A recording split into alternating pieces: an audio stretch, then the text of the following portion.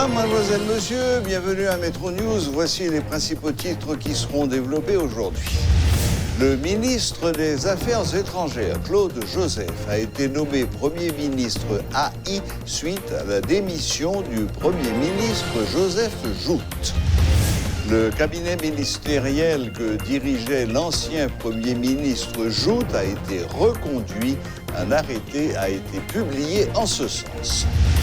Les portes des écoles congrégalistes et presbytériennes seront fermées ce jeudi. Cette décision a été adoptée par la conférence épiscopale haïtienne afin d'exiger la libération sans condition des religieux enlevés dimanche dernier.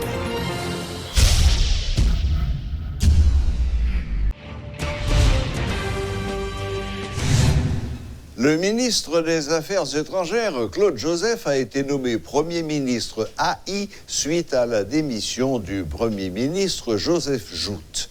La démission de M. Joute a été acceptée par le chef de l'État, M. Jovenel Moïse. Le gouvernement en entier est démissionnaire, a expliqué le porte-parole du gouvernement, Franz Exantus. Le jeune chancelier devrait diriger la primature pendant les négociations entre le chef de l'État et l'opposition. Notons que le cabinet ministériel que dirigeait l'ancien Premier ministre Joseph Joute a été reconduit. Un arrêté a été publié en ce sens. L'ancien Premier ministre Evans Paul estime possible que la démission de Joseph Joute soit un aveu d'échec devant l'insécurité. Il a également fait remarquer qu'il n'est pas impossible non plus que sa décision soit liée à des désaccords profonds avec le Palais national, suppose l'homme politique. Les États-Unis envisagent de poursuivre leur coopération avec le Premier ministre intérimaire Claude Joseph, le gouvernement, tous les acteurs haïtiens et les partenaires internationaux travaillant à la tenue d'élections législatives et présidentielles libres et équitables en 2021. Le secrétariat général de l'OEA annonce dans un communiqué qu'il suit la situation en Haïti de très près et déplore la détérioration de la situation sécuritaire et plus particulièrement la recrudescence des cas d'enlèvement et d'assassinat, y compris celui des religieux survenus le week-end dernier. Le droit à l'intégrité physique, écho du respect de la vie humaine, étant un principe fondamental des droits de l'homme qu'il convient de préserver, le secrétariat général de l'OEA fait appel aux autorités haïtiennes pour qu'elles prennent les mesures nécessaires afin de garantir le droit à la vie et à la dignité de l'ensemble de ses citoyens. Le secrétariat général exhorte les autorités concernées à déployer tous les efforts requis en vue de protéger la population et de lui permettre d'évoluer dans un environnement paisible où la peur et la violence n'ont pas droit de cité. Il les invite également à mener des enquêtes pour faire la lumière autour des massacres perpétrés dans plusieurs quartiers populaires et traduire les auteurs de ces crimes ignobles par devant la justice. Des organisations de base ont réalisé ce mercredi une nouvelle journée de protestation. Les participants, en nombre réduit, ont fait 7 fois le tour du Palais national en arpentant successivement les rues Capois, Saint-Honoré, La Réunion et La Lue. Il faut souligner également qu'un véhicule immatriculé service de l'État a été incendié lors de ce mouvement réalisé par l'ensemble des organisations politiques de l'opposition. Mandat constitutionnel, lui dit que ou pas qu'à dépasser date constitutionnelle là. Eh bien, puisque Jovenel Moïse occupe le Palais national parce que des forces répressives ensemble avec, eh bien nous-mêmes, nous mettons ça sur nous pour nous prier, pour nous rouler dans la ria, pour nous les grands maîtres là pour nous demander secours. Même Joseph, nous avons fait. Même Dessalines, tu as fait une cérémonie, il a prié des jeunes libération du pays d'Haïti. Effectivement, dans la première opération et 7e tour, nous avons fait avec une quantité qui était très réduite.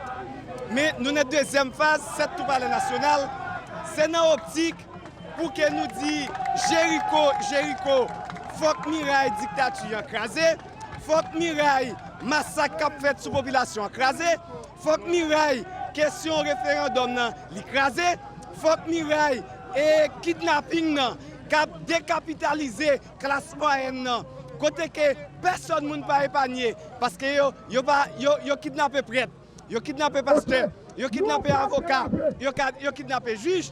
Eh bien journée jodi c'est tout palais national la visé à déloger, à déguerpir Jovenel Moïse dans le palais national là comme un dictateur qui crasait toute institution républicaine.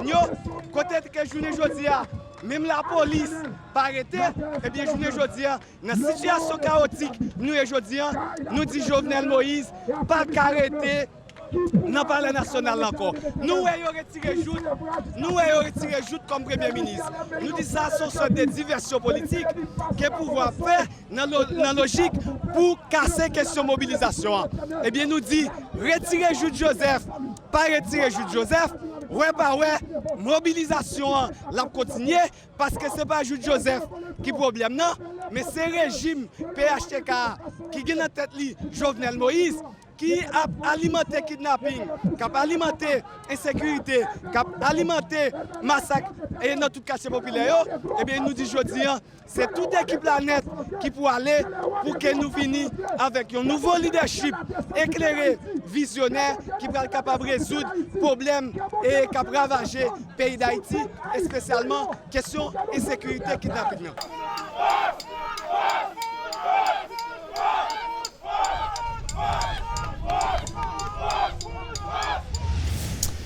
Des écoles congréganistes, notamment des Sœurs de Bourdon, de l'ALU et du Collège Marianne, observeront le mot d'ordre d'arrêt de travail lancé par la Conférence épiscopale d'Haïti, ont confirmé certains responsables religieux sous couvert de l'anonymat. Une majorité de parents interrogés salue ce moyen utilisé par l'Église catholique pour faire pression sur les autorités étatiques. Toutefois, certains remettent en cause ce recours dans leurs opinions.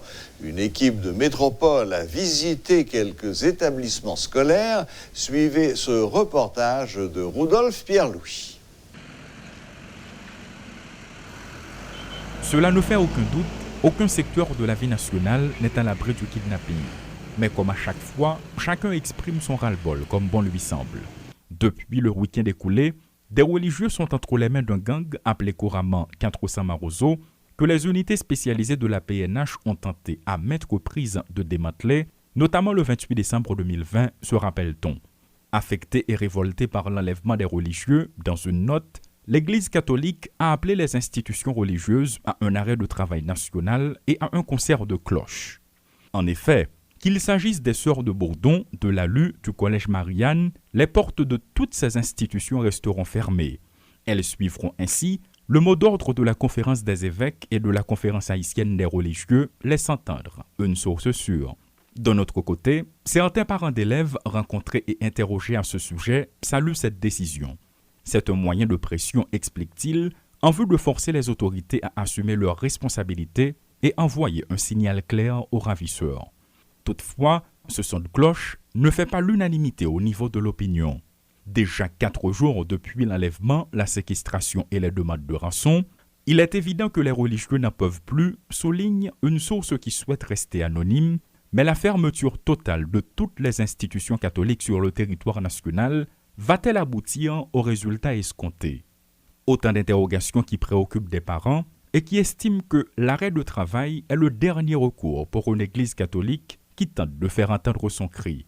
Nous demandons aux écoles catholiques, presbytérales et congréganistes, aux prêtres et aux agents pastoraux d'accompagner et de tenir le peuple de Dieu dans l'espérance, comme le veut le pape François. Sous la directive de l'Église catholique, des écoles congréganistes presbytérales ainsi que les universités, entre autres, sont tenues de garder leurs portes fermées ce jeudi 15 avril en signe de protestation contre la montée de l'insécurité qui sévit sur tout le territoire national, notamment le kidnapping. Les cloches des églises catholiques sonneront toutes à partir de midi et une messe est également prévue dans le cadre de cette initiative en vue de remettre Haïti entre les mains de Dieu selon la Conférence des évêques et la Conférence épiscopale d'Haïti. Bernard Augusma et Rudolf Pierre-Louis pour Télémétropole. Voilà, La boucle est bouclée. Merci de nous rester fidèles et à la prochaine. Même heure, même chaîne.